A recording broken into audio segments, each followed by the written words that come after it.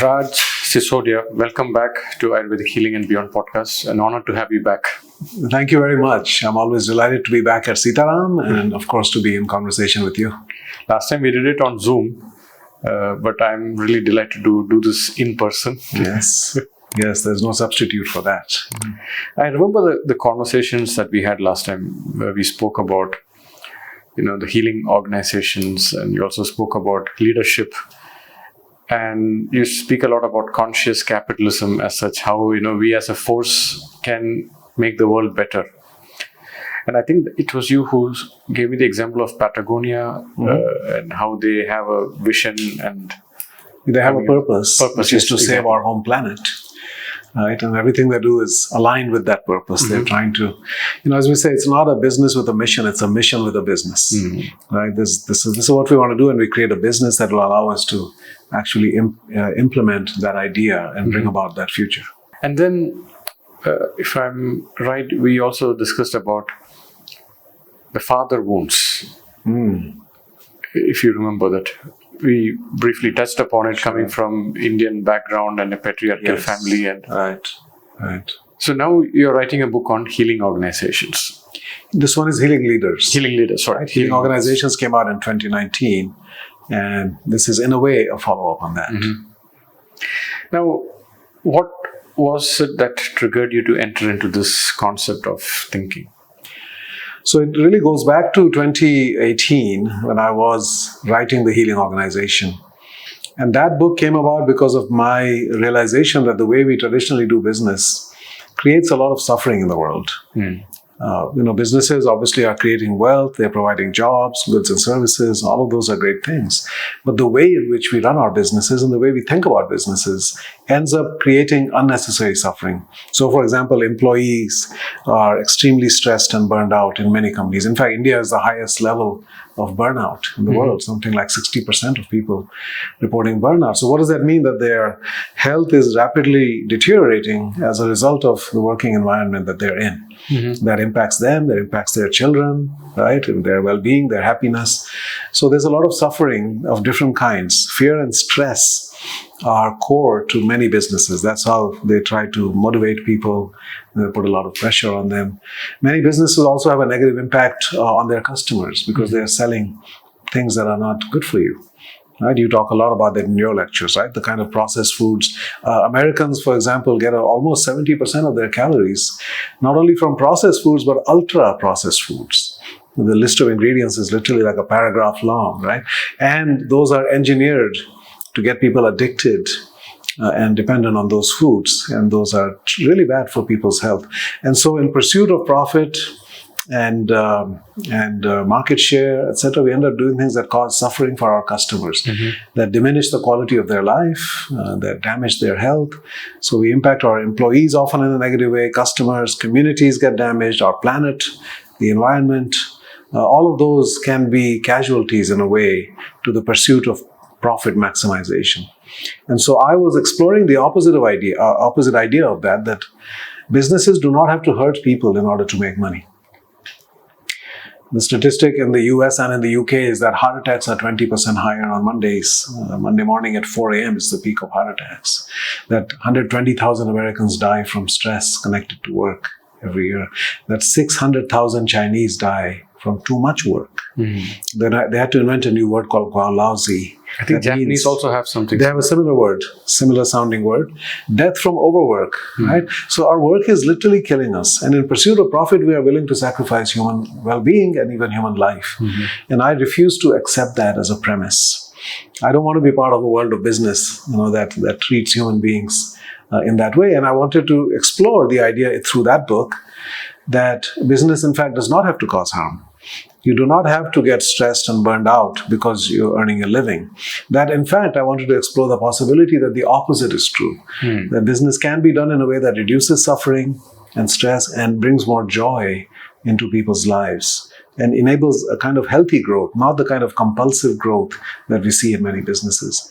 And as I set out to explore that, I found many good examples, 25 or so stories in that book of companies that are, in fact, healing organizations. They are places of healing for their employees, who leave at the end of every day physically, mentally, emotionally, and spiritually and socially stronger than when they came in. They are a source of healing for their customers and their communities, and a force for healing in society. So that was my premise, and that was the book I was writing in 2018. And I was all set to, I had done all my research, I had collected all my stories, done the interviews, I had all the raw material. And then I was going to go off on my writing retreats. This is how I typically work on my books. Most of that summer I had carved out 1 or 2 weeks at a time. I would go away and work on the book. But then 4 women asked me the same question. These are good friends of mine. One of them, my co-author on Shakti Leadership, Nilima Bhatt. Another one, Glenn Twist, a coach that I worked with that year. And then one more person. They all basically asked some version of the same question, which is that you're writing a book about healing, but what about your own healing? Mm-hmm. And my response initially was to say, well, I don't have time for that. I have a book deadline on October 5, and I have to finish this book. And I said, well, no, book deadlines are flexible. You need to make time. You cannot write a book about healing if you don't work on yourself. And like most of us, I turned 60 that year.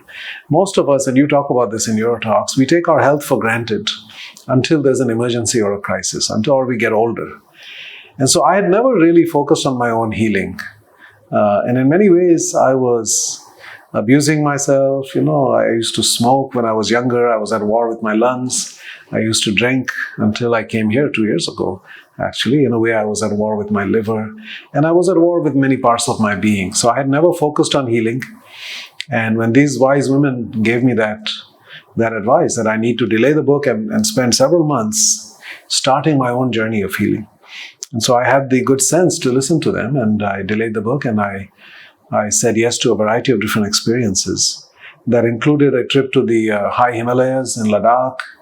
That's where I had my 60th birthday. We take these Shakti spiritual journeys around the world, and that year we went to Ladakh, and we explored really the roots of suffering a lot, because you go to all those Buddhist monasteries. It's the seat of some of the deepest wisdom about suffering in the world.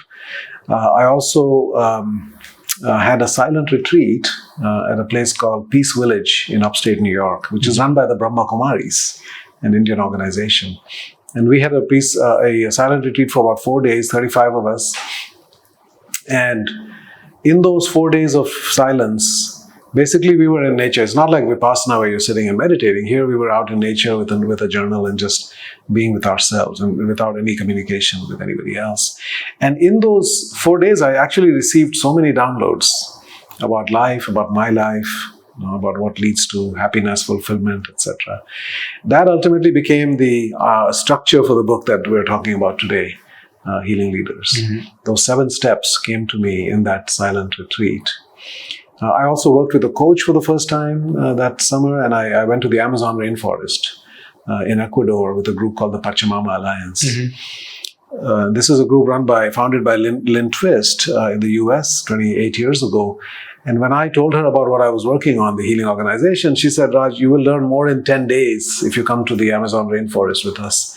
You will learn more about healing in 10 days than you could learn in 5 years of research. Mm-hmm. So, of course, I went on that journey, and I had a really incredible experience there with the shamans. First of all, understanding our connection to nature, that we are as much part of nature as a tree or a bee, but somehow we have used our intellect to separate ourselves, and we act like we come into this world, but we actually come out of this world. And that separation has really a lot of consequences, not only for our well-being, but for the well-being of the planet. Mm-hmm. Because when you view that as the other, then you, of course, exploit it, but you don't nurture it, and you don't take care of it, right?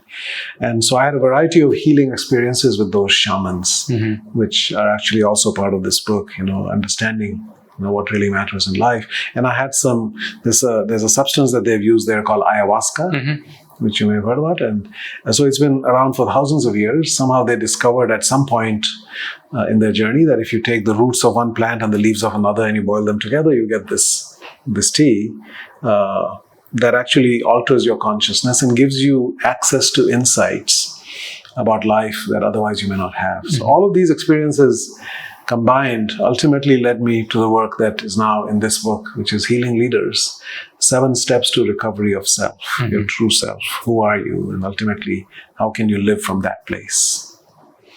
When you're talking about, profit maximization is a concept, I was just thinking about a time this was when I was in college and I was about to catch a train to where my university is. It's a night train, about 7 hours. So my train got delayed.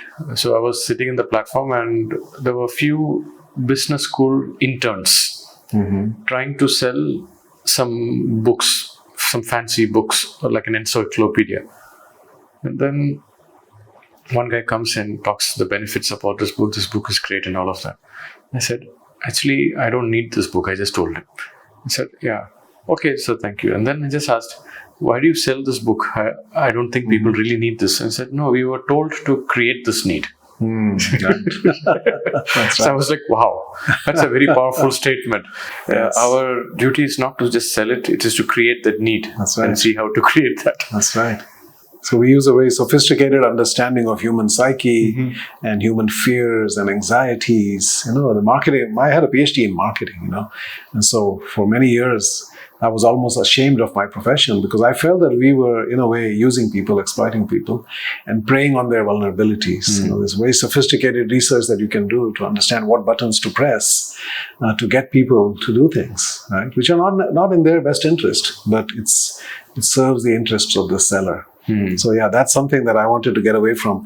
What I realized that my business education was all about the head and the wallet. Everything was about theories and numbers and frameworks, and everything was about the bottom line. What I realized is that we completely miss the human being in between, our heart and our soul and our spirit. That should be part of everything that we do. Like you're running a business here, but this is a very soul-based, heart-based business, right? You wouldn't do anything that's going to harm the people who come here, the people who work here. I mean, this is a healing organization, what you're running here, which is why we keep coming back. Thank you for that feedback. Yeah. When you look at how we are evolving now, we talk about globalization, climate change, and we're also realizing that we can't just, when you look at a business concept, we think we need to sell more as much as possible and to as many number of people as possible. This is the thing. But at the same time, we need to know that some resources are not infinite. These are finite. And this concept that, you need to sell more no matter what it takes, but selling more and putting that cash in your pocket. Yeah. And there is this story that I heard one businessman tell. There is a thin margin of difference between a thief and a businessman. A thief takes the resources without the knowledge of the person he's stealing from. Businessman does the same, but with his consent. Yeah, with some manipulation. Yeah. But somewhere now we have invented the marketing technologies in such a way that that we turn that consent to turn this around. But somewhere it's going to end up in the karmic world, how this is going to come back. Yes. So any negative impact we have, conscious capitalism, which I co-founded, it could be called karma capitalism because it is about focusing on the right actions, which will then lead to right outcomes. And so all of these activities, including marketing, they can be done in a conscious way. Right? So when you apply higher consciousness even to marketing that says, we didn't know about Sitaram, and if somebody reaches out or you create the awareness about this place, that is something that's going to improve our lives. Well, that is conscious marketing because you're meeting a real need. You're not just fulfilling some wants or desires or addictions. You're not creating and feeding addictions. You're meeting real needs that people have. And when you do that, that's a form of healing. Now, you are explicitly about healing, but even you could be running a transportation company, entertainment company, food company, whatever it is. When you meet somebody's real needs, then you are healing them in that dimension of their life. And I think that's how we should think about business. That when it's done that way, it's a loving and healing and noble endeavor. Right? But when you look at business as a way purely to serve my needs, and I end up using other people to do that, that becomes a source of suffering and a kind of exploitation, right? But if I look at it as a way of expressing myself and serving others, right, that becomes healing, right? Because now I'm living my purpose, my values, and I'm using them in service of enhancing the well-being of others. And so this could be the same business, same product. But if you do it with that energy, it becomes healing. If you do it with the other energy, it becomes exploitation and suffering. But when you talk to people who are into sales, it's a hustle culture, like you need to go and you need to get it done. Yeah. how do you deal with this conflict when people come and ask us, is it really possible that to make profits with that? Well, the best salespeople are actually much more focused on the well-being of their customers. Right? They take a long-term orientation. So they're not focused on the needs of the seller. It's supposed to be focused on the needs of the customer. If you really keep that front and center, then over time, the reputation and the relationships grow, and then you start becoming much more successful. So it's not about, there's a car dealer in Boston, they put up a billboard, say, we don't sell cars, we help people buy cars.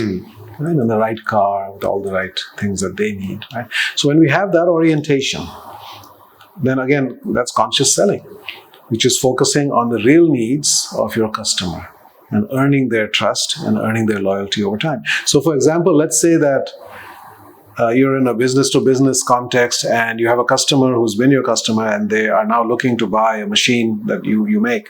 And so they're willing to buy your machine, right? But because you know the market, that somebody else produces a machine that is better for their needs, because you know this particular customer and you know what's out there. So you have that knowledge as the seller that there is actually a better solution for you that is not ours today. Now, a conscious approach would be to tell them, listen, I know you're ready to buy our product, but we recommend that you buy this other product that will be better for your business. A traditional approach would be say, well, they don't know about that other offering and they're willing to pay me and I get a commission out of that, so I'm going to go ahead and do that, right? So what happens in that case, if you take the conscious approach, you may lose the transaction, but you build the relationship and you build trust. And in the future, that customer will always come to you to say, and then it's your duty also to redesign your machines, etc., to make sure that next time you can actually recommend your product, right? So that the customer is better off and you're better off. So again, it ultimately comes back to consciousness. Why do we do what we do? What is the purpose? If we do it with higher consciousness and understanding the impact that we have and the connection that we have, and everything is interconnected and interdependent, and what ultimately makes for a fulfilling and meaningful life, then we're going to behave in ways that create simultaneous well-being for everybody. I think it was one of my previous podcast guests. He was into branding. So he was telling, ultimately, branding is just about building trust. Yeah. The whole effort of all the things that you do for branding is to build trust. Yeah, generally that is. Now some brands rely on purely image and not substance, right? So they're trying to create a sense that, if you wear this, if you buy this, you will be cool and liked by others and so forth, So it may be purely based upon sort of the flash, right? But I think most long-term, successful, sustained brands are the ones that do, in fact, a brand is a promise. And if you make and keep a promise, right, then over time you will earn trust. And trust is something that you have to earn.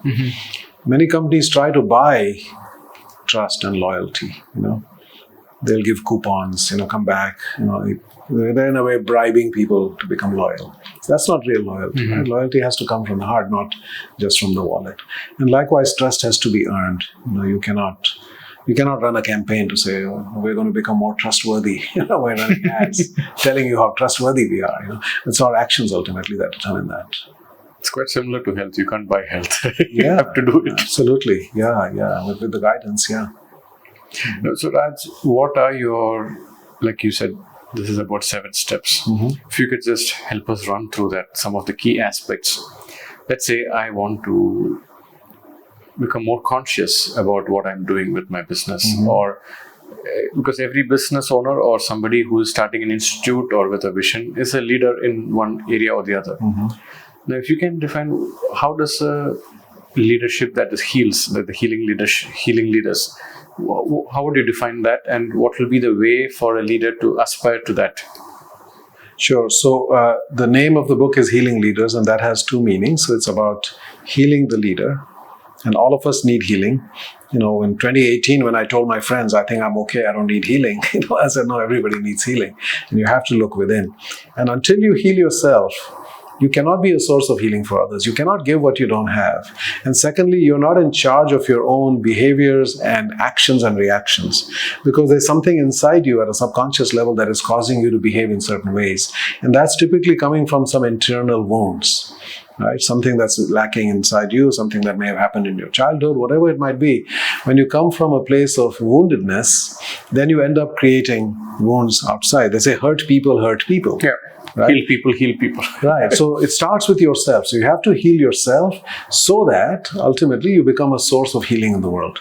And I think all of us should aspire to that. I think all of us would aspire to that. Right? We don't want to be the cause of suffering in the world. And many of us are the cause of suffering without even intending to be, right? Most people are not evil, and they don't wake up saying, I'm going to create some suffering today. There are some people like that, but not most of us. But inadvertently, they do create suffering. Because unless you choose the part of healing, you will end up creating suffering. So choosing the part of healing starts with yourself. And these steps that came to me in that silent retreat, it starts with know yourself, right? Each of us is unique. I mean, that's a wonder and beauty of nature, that nature does not do duplicates, right? Even two ants are not exactly alike, or even two leaves, right? And certainly humans. When identical twins have different thumbprints. Yeah, exactly. We have so many different things, not just thumbprints, so many parts of us. I mean, everything is distinct, each of us, right? And there have been, by some estimates, 117 billion human beings who have lived on this planet. 8 billion of us are alive today, but 109 billion have already died. And each one was unique, or is unique. And for us to live an authentic, meaningful, impactful life, we have to, first of all, understand who we are, what makes us unique and different, and therefore build on that foundation, as opposed to doing something that other people are doing but may not be as resonant for you. So in the Indian tradition, we talk about what is your swabhav, which is your nature, right? So understanding what are my core qualities, what are the elements that describe my being. For example, I was born with a certain nature, right? I was very trusting from a young age. I didn't learn trust, I just was trusting. I was very peaceful as a child. Never got into fights with anybody. Again, that was just part of my nature. I was also very idealistic. And so these are, again, some qualities. So there are some qualities that you're born with, and there are other things that you learn over time, right? But what are your qualities, and what are the values? What are the things that really matter to you a lot? And you can see that at a pretty young age. You know, two kids, they might be twins, they might be brother, sister, cousins, and yet they're so different, right, from each other, because each of them came with their own blueprint. And so understanding that inner journey of self-knowledge is really a deep one. You know, it can take a lifetime to really, and every time you understand yourself at one level, you may actually find there's other levels to explore.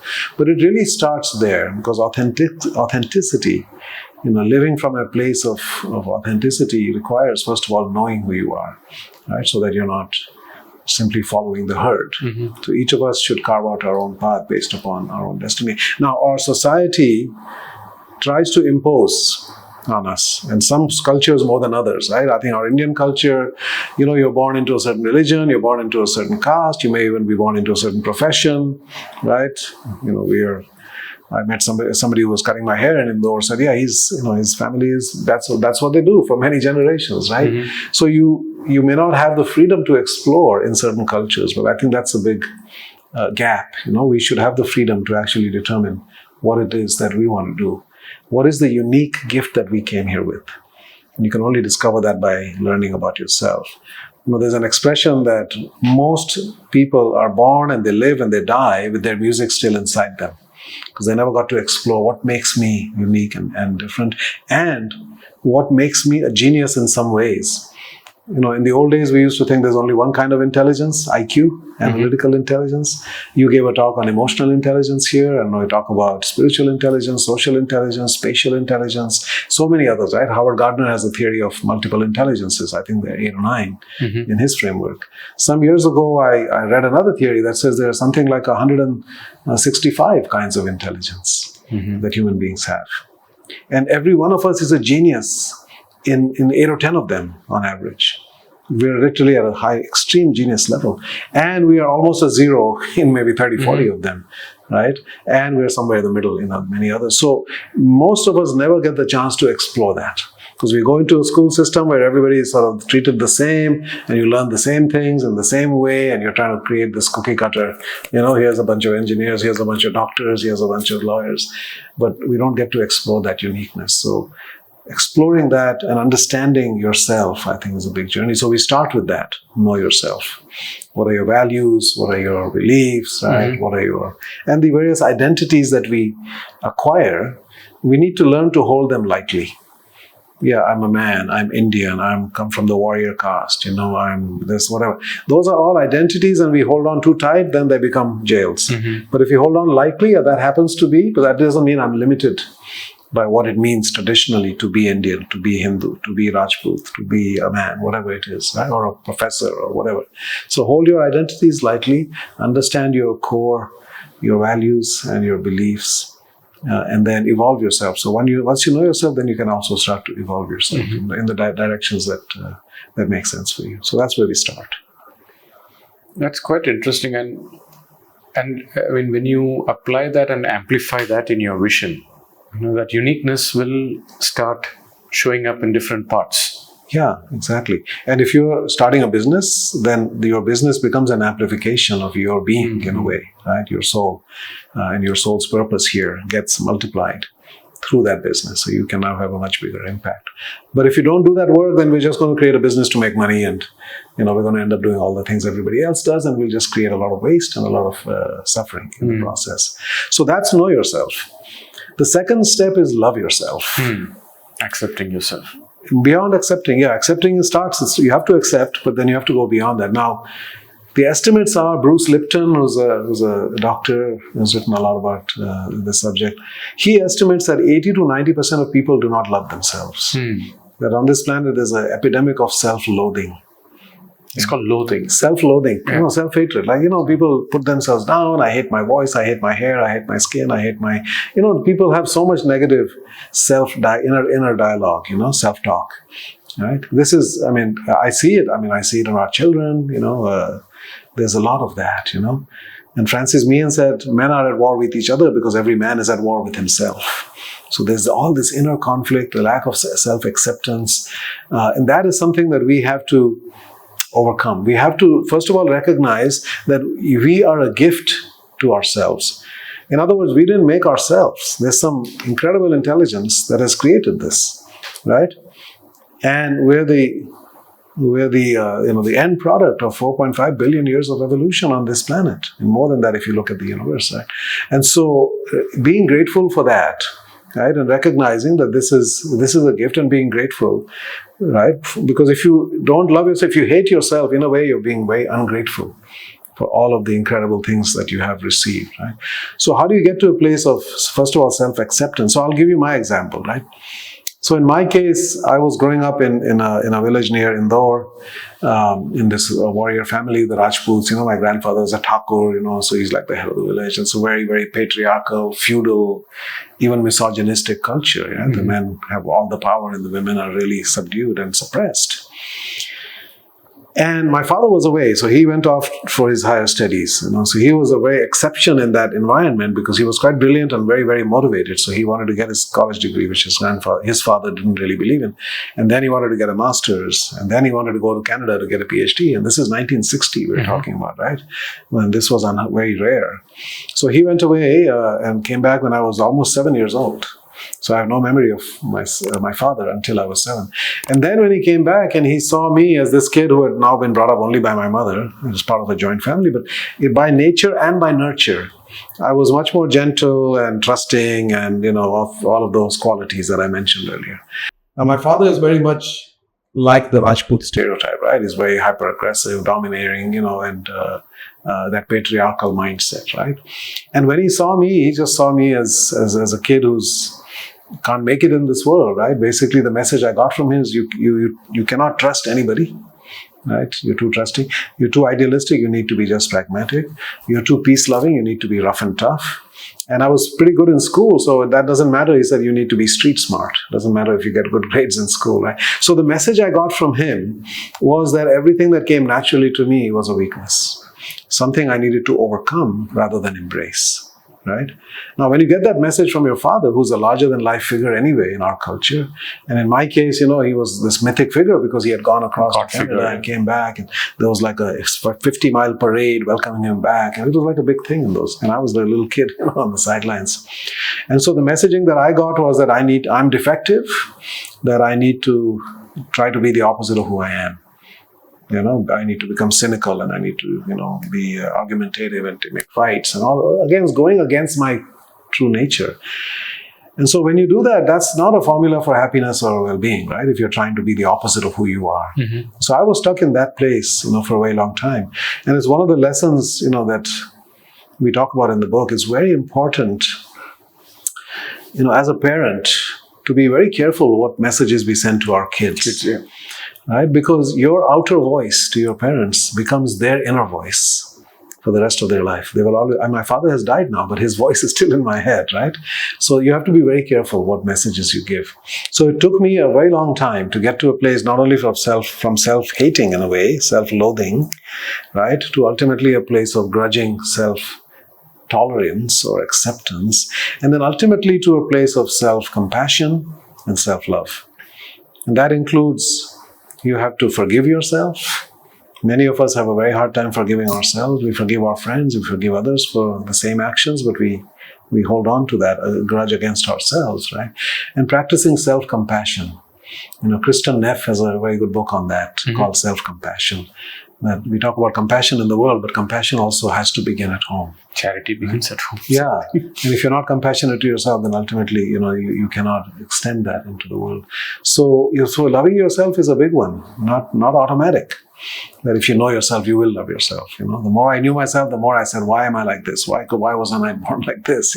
Ultimately, I came to realize with some assistance from my coach and others that those are my gifts, and my job is to actually live into those, which comes to step 3, be yourself. So once you know yourself and love yourself, now your job is to be yourself. Mm-hmm. The world doesn't need you to be another duplicate of so-and-so. I think there was some parable about somebody prays to God, said, please make me like Michael Jordan or whatever, right? He said, I already have a Michael Jordan. I need you to be you, right? So each of us needs to be ourselves, which means take off the mask and stop acting. Most of us go through life acting, right? We play a certain role at work, we play a certain role as a son or daughter, and a certain role as a spouse, and a certain role as a parent, and a certain, right? We have all these masks and personas. What if you could just remove that mask and just be me? This is me. It doesn't matter where I am, right? That's a big relief. It's like taking off a pair of tight shoes, It's a relief, not having to act. Not having to think, I'm in this setting, therefore I must act like this, right? Just be yourself. And that means also cultivating your state of presence. So we have a presence practice that we teach in the book, which is also part of the wisdom traditions as well. How can you be fully present and resting comfortably in your being in this moment by moment? Life happens in the present moment. So if always our mind is in the past or the future, we're missing what's actually happening. So how can we be fully present and be comfortable in our being? Right? So being yourself is that third step. Mm-hmm. I think that's quite profound. And I asked one of us teacher that why do we struggle to love ourselves? From where did this mm-hmm. come in the beginning? In fact, there's a huge industry, and in fact, most of the marketing that is being done, you're not good enough. Yes. You buy this, you'll be good enough. You do this, you'll be good enough. Yeah. You achieve this Olympic medal, you get this Nobel Prize, you reach this. Only then mm-hmm. you can really accept and love yourself. And then once you reach there, then people think, is this all enough? Otherwise, we wouldn't have so many rich people who are depressed. Yeah. They have everything that the money can get, and then they're depressed or very miserable. That's right. There's a very good movie for that I recommend to your listeners. It's called All the Money in the World. All the Money in the World. And it's about J. Paul Getty, who was mm-hmm. the richest man in the world in the 1970s, an oil billionaire. Literally the richest man in the world, and perhaps the most miserable man in the world. Okay. Why? Because when he was growing up, his father told him, you're not going to amount to anything. Okay. His father said that to him. So his entire life is a journey to prove his father wrong. Okay. Now, no amount of money is going to fill that hole that was created in his being from that lack of acceptance by his father. And I think this is generally true for most people who are driven always to prove themselves worthy.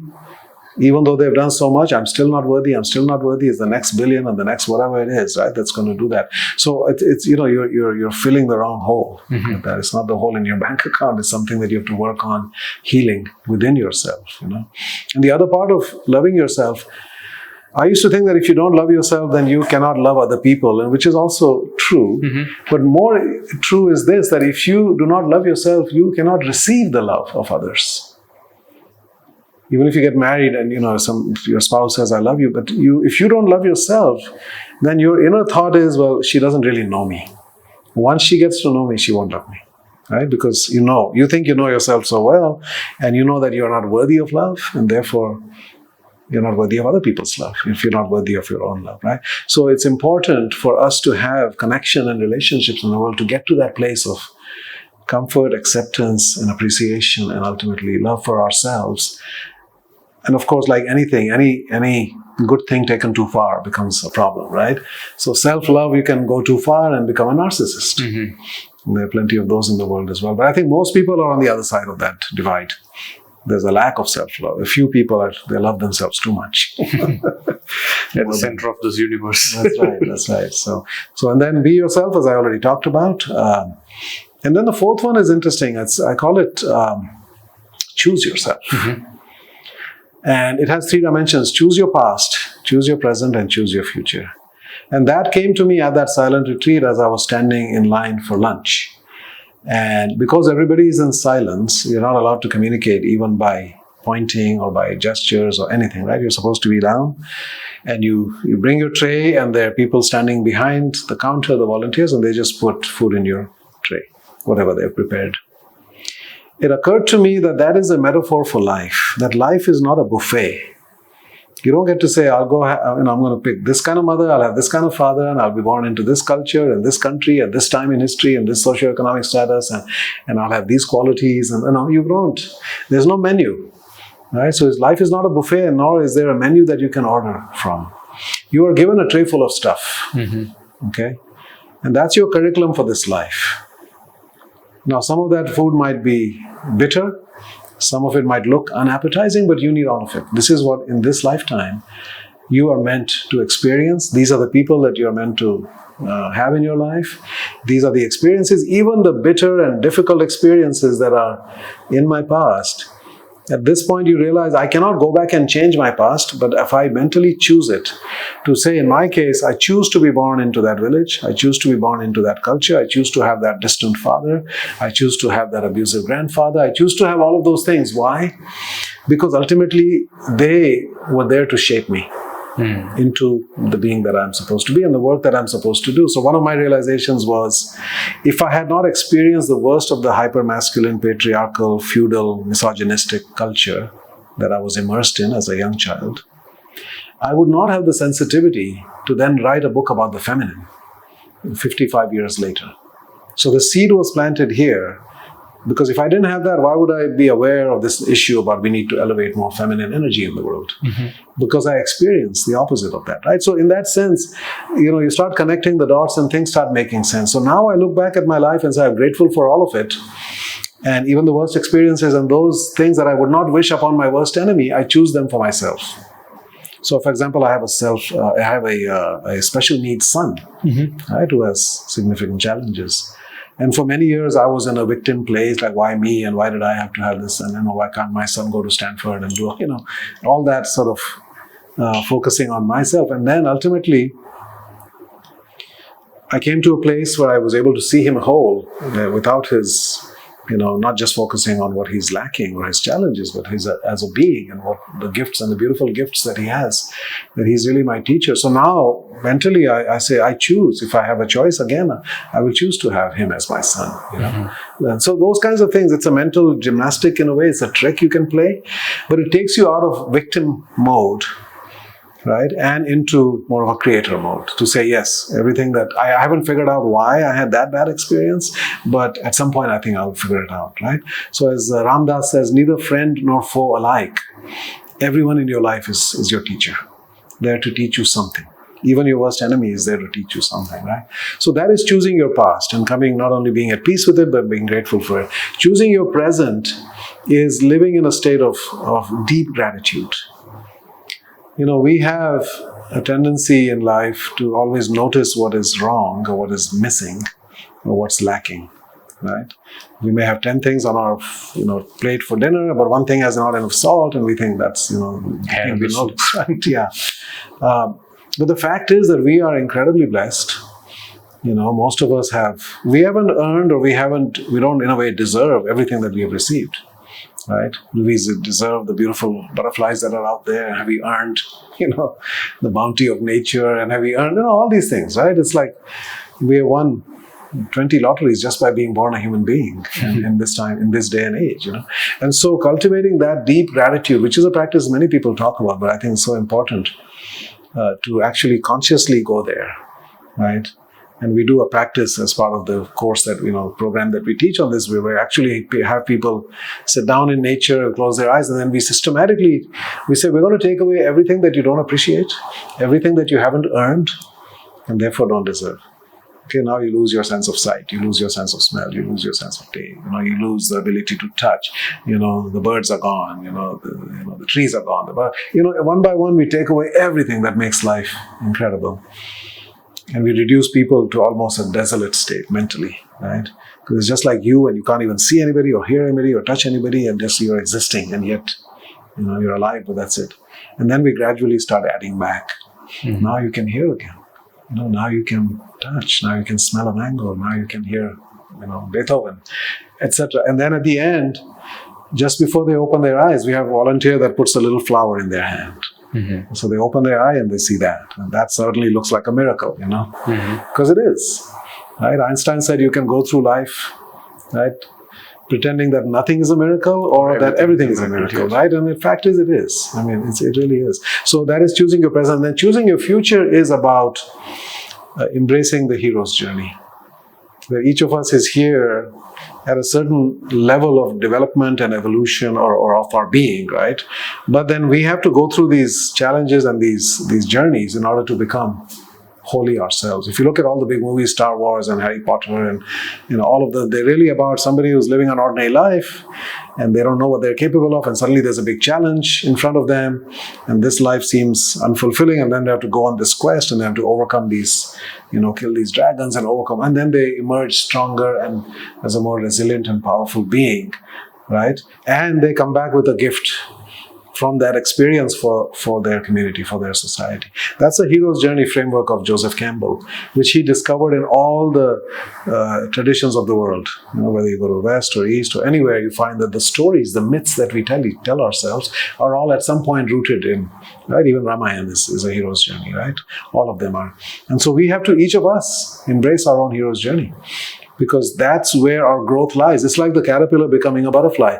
In nature, that happens automatically. But for humans, we are like caterpillars in the beginning, right? All we do is consume and we are helpless. Mm-hmm. But we do not automatically become butterflies. We have to choose to evolve, right? We're in charge of our own mutation in a way. So that's a conscious choice that we have to make, that I will in fact choose this path of growth, right? And I will, as Campbell said, the cave that you fear to enter holds the treasure that you seek. Mm. So we have to overcome our fears, right? And step into the unknown and all of that. So that's the hero's journey framework. That's choose yourself. And then the next one is express yourself, which is about finding your purpose, right? And bringing that into the world. And, we talk about you have to choose growth over safety. Because if you always choose the path of growth, so very often in life, frequently we are confronted with a choice. You can either stay on the path of safety, or you can take this path of growth. Now, on that path are risks and some dangers, and you don't know if it's going to work or if you'll be able to do it. But if you always choose safety, you will never grow. And if you never grow, then you might as well be dying, because we are meant to grow from the moment we are born until the moment we die. And therefore, cultivating that sense of adventure and being willing to take the path of growth without knowing all the obstacles that lie ahead. That is our destiny. We have to do that. But many of us get trapped into a fearful place, and we always want safety. We just want to stay in our cocoon, in our comfort zone, right, and keep doing what we already know how to do, which means we will realize a tiny fraction of our potential and our impact in the world, right? So choosing the path of growth over safety, finding your purpose, which is a whole domain in and of itself. I'm sure you're familiar with the Ikigai, right? That's a classic. And I would say that's a more analytical framework, right? Intellectually, you can go through and what am I good at, what do I love, and what does the world need, and so forth. You can have a spiritual path. For many people in the West, especially in Christianity, they hear a calling from God. And God says, you need to do this. This is your job in this lifetime, They become missionaries and whatnot. There's a book called The Purpose-Driven Life by a pastor named Rick Warren. What on earth am I here for is the subtitle. And he's a pastor at a church in Scottsdale in Arizona. And this book has sold now probably 60, 70 million copies. I mean, it's the fastest selling, highest selling book, second to the Bible, I think. But the purpose-driven... It's called The Purpose-Driven Life. And he has a TED Talk, which is also, really good, summarizes, But it tapped into a hunger for purpose and meaning and purpose in people's lives. Right? Human beings are meant to live into a unique purpose. Right? We're not just here to, just like animals, just do what everybody else is doing and just die. We're here to express ourselves fully through that purpose, right? And so we have that hunger. So you can have that intellectual process to find your purpose, or that spiritual, or in my case, experiential. You go through life, you understand yourself. First of all, if you're connected to yourself and your heart is open, and then you go through life experiencing things and understanding what breaks your heart. You see things out there, suffering of this, so much suffering in the world, right? If you open your eyes and your heart, you will be witness to that suffering. What breaks your heart more than it breaks somebody else's heart? Okay? And then on the other side, what gives you great joy? So follow your heartbreak and follow your bliss, right? In my case, in the world of business, as an academic, what broke my heart was seeing all the negative consequences of business and marketing. Right? We're using women's bodies to sell products, right? And a lot of research showing the impact that has on the psyches of young women, depression, eating disorders, body dysmorphia, etc. Right? We are exploiting children and getting them addicted to junky food and sugary cereals and all of that. I could see all the cleverness and all the money, $1 trillion the US was spending on ads, coupons, and junk mail in 2004, okay, which was more than the GDP of India. Mm-hmm. The GDP of India was 700 billion that year. I said, we're spending all this money. So that was really my awakening, or my coming to my purpose after 20 years of being part of that system. And I was always asking, there must be a better way. The way we're doing business is causing so much harm, and we're wasting so much money in marketing. And so I was following my heartbreak. My colleagues didn't care. That women are being exploited, or children, or older people, or customers in general, and the country is becoming obese and anxious and depressed and addicted to drugs. And we're making money. Okay? That's all that matters in that mindset. But for me, it broke my heart. I almost wrote a book called The Shame of Marketing. Because my inner dialogue, I was literally ashamed of being a marketing professor. My inner dialogue was that my father got a PhD in agriculture science because he wanted to cure world hunger. Mm-hmm. And I got a PhD in marketing, and I'm just here to sell more junk, to people who don't need it.